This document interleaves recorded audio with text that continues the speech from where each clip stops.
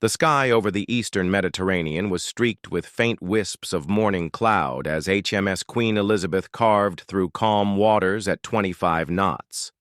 The British flagship, bristling with cutting-edge radar, missile systems, and nearly 1,600 souls aboard, was in the middle of joint NATO flight operations. On deck, the hum of turbine engines mixed with the whistle of wind sweeping over the open sea. For many, it was just another routine day of drills. But for Lieutenant Commander James Hawthorne, it was his moment of reckoning. Hawthorne had flown dozens of sorties in the Royal Navy's prized F-35B Lightning II, but this morning's launch was different. The F-35B, a marvel of modern stealth and avionics, didn't forgive lapses in judgment or hesitation. It was the most advanced aircraft ever placed on a British warship, and each takeoff came with the implicit weight of its $100 million price tag. He approached his jet, tail number ZM147, as ground crews performed final inspections. The plane looked perfect, sleek, poised, lethal. The kind of machine that could win wars before they even began. Inside the cockpit, Hawthorne moved through the pre-flight checklist with cool efficiency. His visor flickered to life, overlaying systems data across his helmet-mounted display. The aircraft's systems blinked green. Fuel lines, hydraulics, avionics. Everything reported ready. Outside, the flight deck crew gave him the thumbs up. Still, something gnawed at the back of his mind, an instinct sharpened over years of naval aviation, the kind you learned not to ignore. He pushed the thought away. There was no room for hesitation now. On the bridge, Captain Sarah McKinley watched the takeoff sequence from behind a bank of monitors. She was proud of her pilots, especially Hawthorne. He wasn't just technically skilled, he was a stabilizing presence among younger flyers. She sipped her coffee and murmured a quiet affirmation as the countdown reached 0. Below her, the deck crew cleared the final lines. With a deep roar, the F-35B rolled forward, gathering speed toward the ski jump ramp at the bow. Then, in an instant, something went wrong. The aircraft's nose tilted skyward as it reached the end of the ramp, but instead of lifting cleanly into the air, it dipped. A shudder passed through the fuselage. The engine coughed once, then again. To the trained eyes on the flight deck, it was already clear. The F-35B wasn't going to make it. The stealth fighter slipped downward, dropping off the bow like a stone cast from a sling. "Eject! Eject! Eject!" someone screamed over the comms. A second later, Hawthorne's seat launched skyward in a plume of smoke. The jet, unpiloted and inert, disappeared beneath the waves. There was a long moment of stunned silence across the ship. The only sound was the squawk of radios and the rushing wind. "Man overboard! Launch rescue boats!" McKinley snapped, already moving to coordinate search and rescue. "Flight deck, prepare for recovery operations and find out what the hell just happened." A rescue helicopter lifted off within 2 minutes. Spotters tracked Hawthorne's parachute as it drifted down, then splashed into the sea. A diver jumped moments later, and within minutes, the pilot was hauled aboard, dazed but conscious. He'd survive. But his jet, and everything inside it, now sat at the bottom of the Mediterranean. Below deck, the mood shifted from shock to urgency. The implications weren't just financial. The F-35B carried some of the most sensitive military technology in existence: data links, radar signatures, encryption modules. It wasn't just a jet. It was a vault of secrets. And now that vault was sitting nearly a mile underwater, vulnerable to recovery by any foreign power that got there first. "We need to seal this down immediately," McKinley said during the emergency debriefing. Her voice was calm, but her eyes betrayed the pressure mounting behind the scenes. "Scramble our underwater assets. Notify NATO command, and I want a secure link with Whitehall, now." She turned to the engineering officer. "Any indication of what caused it?" "Too early to tell, ma'am, but preliminary telemetry shows a loss of thrust right after launch. Could have been foreign object ingestion or a systems failure. She didn't need to hear more. Any answer that started with could have been wasn't good enough. Not with a hostile submarine potentially lurking miles away. Not with Russian or Chinese satellites overhead. Not with her ship being watched. In the ready room, Hawthorne sat wrapped in a towel, still dripping from his recovery. His hands shook as he replayed the launch in his head again and again. Did he miss a warning light? Was there a checklist item left undone? He thought of the air intake. The red cover. Had it been removed? I checked it. I swear I did, he murmured. A junior technician sat beside him, silent, guilt etched across his face. His shift had ended before final checks, but that didn't stop the weight of shared responsibility from settling on his shoulders. The Royal Navy didn't tolerate finger-pointing, but the pressure to understand, explain, and contain the situation was immense. The crash had transformed from a technical mishap into a full-blown international security risk. By nightfall, the Royal Navy had launched a classified deep-sea recovery operation. NATO allies were notified, and a diplomatic net spread across the region. Sonar scans began mapping the sea floor. Intelligence analysts reviewed satellite footage. Every hour that passed increased the risk that someone else would get there first. And somewhere out there, in the depths where sunlight fades into black, lay a fallen stealth fighter, silent, still, and full of secrets no one was ever meant to uncover. But the clock was ticking. The news of the crash didn't stay contained for long. Within hours, whispers began to ripple through military channels across Europe, then to Washington, and finally, as expected, to Moscow and Beijing. The F-35B wasn't just a warplane. It was a strategic crown jewel. Its disappearance ignited quiet alarms in the offices of every intelligence agency that had ever studied its stealth profile or envied its avionics. On board HMS Queen Elizabeth, the tension had settled into something cold and exacting. Beneath the professionalism, there was unease, because everyone aboard understood what was at stake. It wasn't just about recovering a downed fighter. It was about getting there first, before a foreign vessel could snatch something irreplaceable from the ocean floor. Captain McKinley reviewed the latest intelligence in her private briefing room. A satellite pass had picked up heat signatures from an unknown submarine just 200 nautical miles from the site. No confirmation yet, but its trajectory aligned too perfectly to be dismissed. It was moving fast and quiet, likely nuclear-powered. Not British, not American, probably Chinese. She turned to Commander Alistair Brandt, the ship's senior intelligence officer, and asked the question she already knew the answer to. Any friendly subs nearby? Brandt shook his head.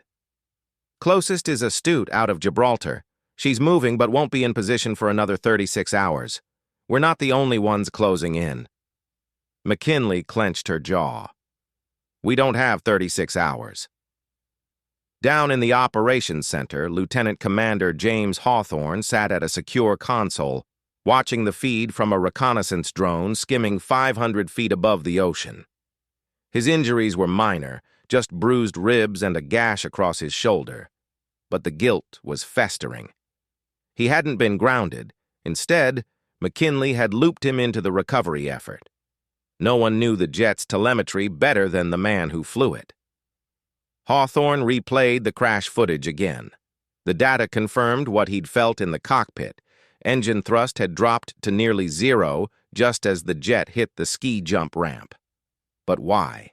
The fuel lines were clean. No bird strike, no pilot error that he could identify. The only anomaly was a brief spike in the aircraft's diagnostic feed, a line of corrupted data, milliseconds before launch. He flagged it and sent the file to engineering, then leaned back in the chair. Something didn't add up. A brand new jet shouldn't just die on takeoff. While technicians launched a deep-sea autonomous drone, an AUV nicknamed Daggerfish, from the rear well of the ship, McKinley paced the deck above. She wasn't concerned with conspiracy theories yet, but something about the timing troubled her.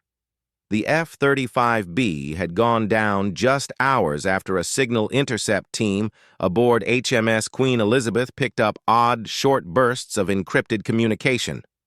Initially dismissed as routine naval traffic, those signals were now under review by GCHQ specialists. Could the jet have been sabotaged remotely? As dusk settled, the first AUV made it to the crash site. Live sonar mapped the seabed, revealing a blurry outline buried in the sediment, undeniably the F-35B. Its fuselage was damaged, but intact. More importantly, the sensitive systems in its cockpit and mission bay still looked sealed. That was both good and bad. Good, because they hadn't yet leaked or been accessed. Bad, because they were still there, like treasure in a vault that could soon be pried open. The drone's feed cut out unexpectedly as it tried to move in closer. Signal loss, technical malfunction perhaps, or something else. "We just lost Daggerfish," the ops officer reported. McKinley's gaze snapped toward the console. "What do you mean, lost it?" "No communications. No ping. It's not responding to recall commands." Brandt stepped forward. "Could be terrain interference or electronic disruption." McKinley didn't respond. Her silence said more than any guess could. She summoned the command team to the situation room. "We've got a wrecked jet with unrecovered classified tech. A possible hostile submarine in the area, a missing drone. We can't wait for astute. I want every ship within 500 miles put on alert. No fly zone in a 10-mile radius. And notify the U.S. They have more experience with this kind of recovery." Brandt nodded. "If the Chinese sub is nearby, it'll make a move tonight. They don't sit idle when they smell opportunity." Down in the drone hangar, the crew prepped the backup AUV for immediate deployment. But this one was armed, with self-destruct charges designed to deny enemy capture. If it couldn't retrieve the jet, it would ensure no one else could. Hawthorne was back in the ready room, staring at the wreck footage. The corrupted telemetry, the timing of the crash, the missing drone, it all pointed to interference. But from where? Was it electronic warfare from the outside, or had someone tampered with the jet's software before launch? He stood and moved toward the engineering bay, his thoughts racing. If it was sabotage, it had to be someone with deep access, on board or nearby. Someone who knew exactly what systems to target. McKinley, still coordinating the operation, glanced up at the radar feed now showing faint sonar pings. New contacts. Not one, not two, three, triangulating fast toward the wreckage. "Are we being surrounded?" she asked quietly. Brandt looked at the screen. "Yes, Captain.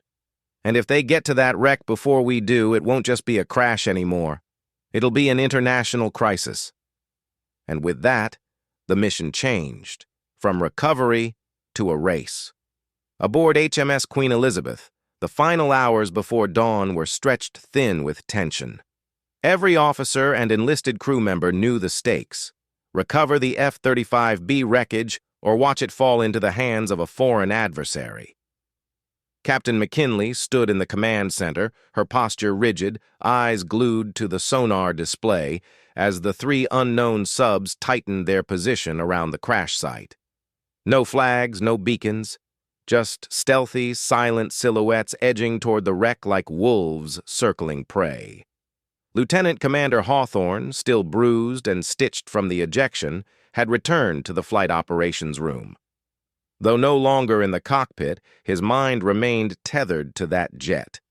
He understood its systems in a way few others did, and more importantly, he now suspected what caused its failure. The telemetry error, the strange interference, the missing drone, they weren't isolated incidents. They were connected, and whatever was happening in the deep wasn't just a recovery mission gone sideways. It was a deliberate contest for technological dominance. Below deck, the engineering team was readying the second autonomous drone, equipped this time not only with retrieval tools, but with a classified countermeasures package. Its purpose, locate, assess, and if necessary, destroy the aircraft. The order had come directly from the top. The F-35B's stealth coding, onboard computer systems, and encrypted comms software were too valuable to risk capture. If the drone couldn't recover it in time, it would detonate a shaped charge, vaporizing the wreck. As the drone slipped silently into the waves, a new sonar ping echoed through the room. Submarine movement, eastern flank, closing fast. McKinley turned to Commander Brandt. Can we identify it? Negative, but the acoustic profile matches a Chinese Shang class, possibly more than one. She exhaled, barely audible. They're making a move. Hawthorne spoke from behind her. We won't make it in time. McKinley turned. Explain. I've been going over the system's logs. That crash wasn't mechanical. It was interference, intentional. Someone hijacked the jet's startup sequence, not externally, internally, from a firmware patch installed 3 days before launch. Sabotage? Hawthorne nodded grimly. Yes, ma'am. Someone tampered with the update. Could have been through a compromised drive, maybe a spoofed Navy upload. The point is, they planned this. They wanted that jet on the ocean floor. McKinley's eyes narrowed. So this was a setup from the start. Hawthorne nodded. And if those subs are Chinese, it means they didn't just get lucky. They knew where the jet would crash. Brandt added, then they'll risk everything to get it, and we're the only thing standing in their way. The tension broke when the sonar operator suddenly raised his voice. Drones on site. We have a visual feed. The entire ops room leaned forward. The underwater camera showed the F-35B lying on its side in a shallow trench, wings mangled, canopy shattered but intact. Next to it, another shape, a shadow just outside the drone's light. Too large to be debris, too slow to be fish. It wasn't just watching, it was waiting. A sub, right on top of the wreck. The drone closed in, its claw arm extended. The crew held their breath as it reached for the fuselage. Then, static. The feed blinked. EMP burst, the technician shouted. We've lost the drone! McKinley didn't hesitate.